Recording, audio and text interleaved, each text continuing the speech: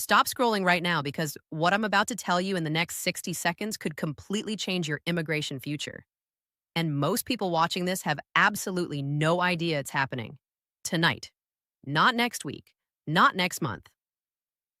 Tonight, new green card rules go into effect that are already sending shockwaves through immigration law offices across the entire United States.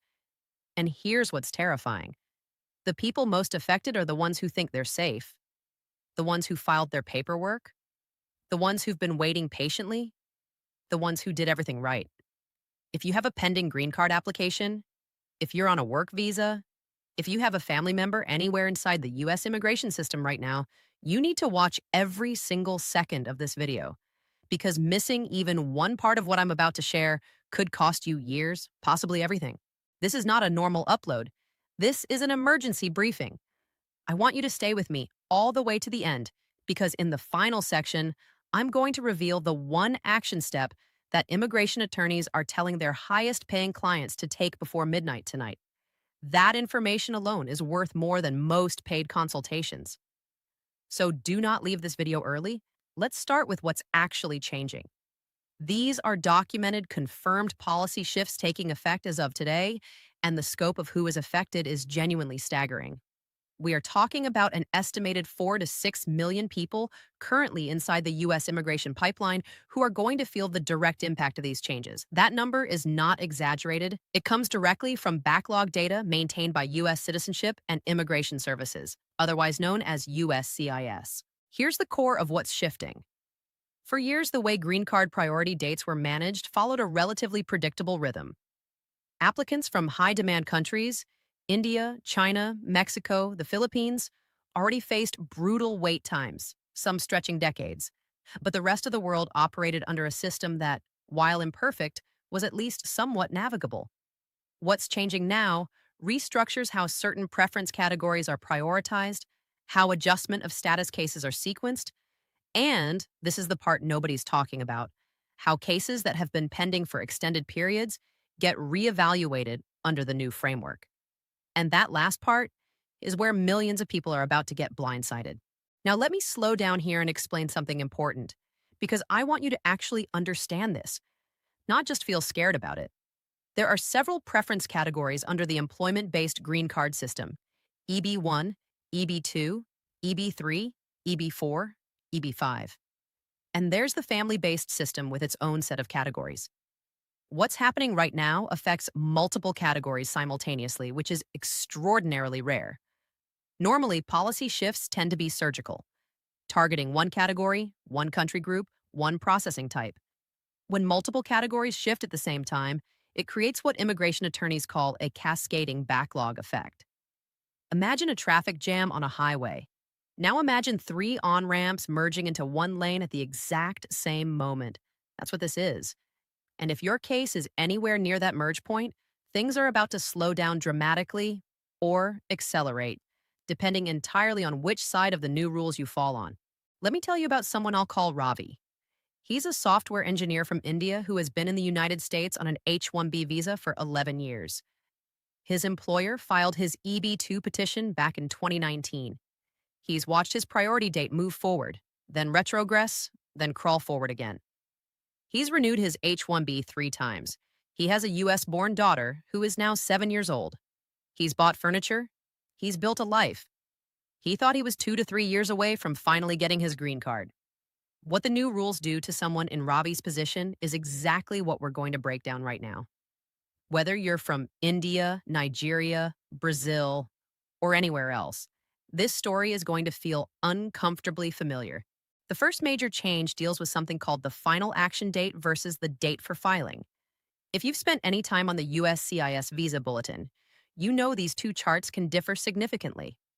Under the old framework, when USCIS determined that enough visas were available, applicants could file for adjustment of status, meaning they could file their I-485 using the more favorable date for filing chart rather than waiting for the stricter final action date to become current. This flexibility was a lifeline for hundreds of thousands of people. It allowed them to lock in their place in line, secure work authorization, get travel documents, and essentially live with far greater stability while they waited for final approval. The new rules significantly restrict when and how USCIS will allow the use of the filing date chart.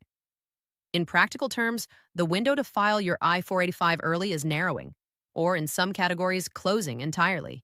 The second major change involves how USCIS handles what they internally categorize as aged-out derivative beneficiaries. This is heartbreaking, and I need you to understand it fully. When a parent files for a green card, their children are often included as derivative beneficiaries. But there's a rule. If the child turns 21 before the green card is approved, they can age out of the petition and lose their immigration status entirely. Congress passed the Child Status Protection Act years ago to provide some protection against this. But the new USCIS guidelines are reinterpreting how the age freeze mechanism under CSPA is calculated. For families who have been waiting a long time, and with backlogs stretching 5, 10, even 20 plus years, that's a lot of families. Children who believed they were protected under CSPA may now find that protection doesn't apply in the way they thought. We are talking about young adults who grew up in the United States, attended school here, built their entire identity here, suddenly facing a completely uncertain immigration future because of a formula change buried inside a government policy document. That is not an abstract statistic. That is someone's child. Now, here's something most creators in this space completely overlook. There is a difference between policy changes that are announced and policy changes that are implemented. Announcements create headlines. Implementation creates consequences. And the gap between those two things, that's where most people get hurt. A policy shift gets announced, attorneys update their guidance, cautious applicants prepare.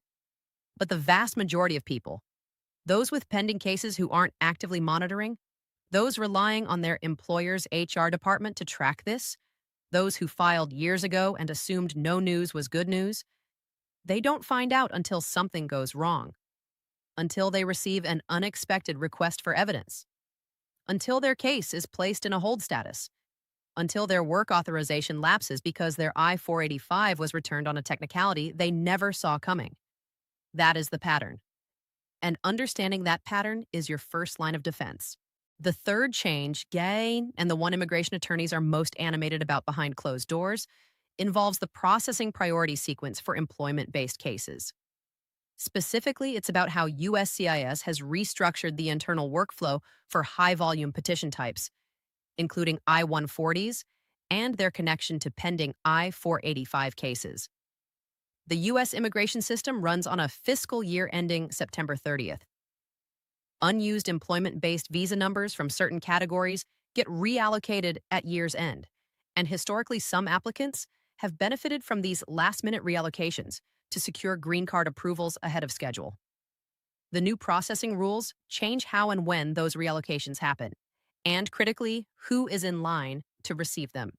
For some people in EB1 and certain EB2 categories, this could actually mean faster processing. But for a much larger group of people in the EB2 and EB3 backlog who were counting on reallocation as their path to approval this fiscal year, that pathway has just become significantly less reliable. The family-based side is equally affected. The F2A category, which covers spouses and minor children of permanent residents, had been moving at an encouraging pace over the last 18 months.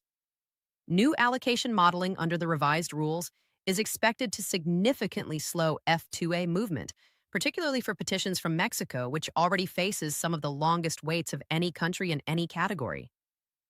For spouses living separated from their partners, for children growing up without a parent present, this is not just paperwork. This is daily life held in a state of suspended uncertainty, extended by policies that may be unintentional in their cruelty but are no less painful in their impact. The F4 category, siblings of U.S. citizens, is facing what some analysts are calling a near-freeze scenario in certain heavily backlogged countries. If you filed an F4 petition for a sibling and you're from one of those countries, the new projections are not encouraging. Priority dates in those categories are not expected to advance meaningfully for the foreseeable future under the new framework. Now let me bring Ravi back into the picture because his story has an important second chapter, and it contains the action step this entire video has been building toward. When Ravi found out about these changes, he didn't panic. He did something smart. He immediately contacted his immigration attorney and asked one specific question, not, "Am I going to be okay?"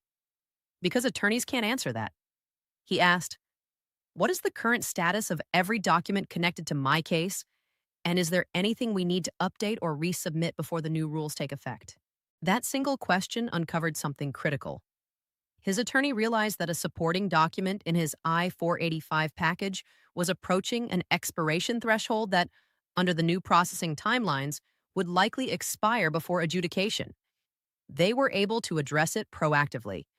If Ravi had waited even 2 or 3 more weeks, that oversight could have triggered a request for evidence, caused a processing delay of 6 to 12 months, and created serious complications with his work authorization renewal. One question, one conversation.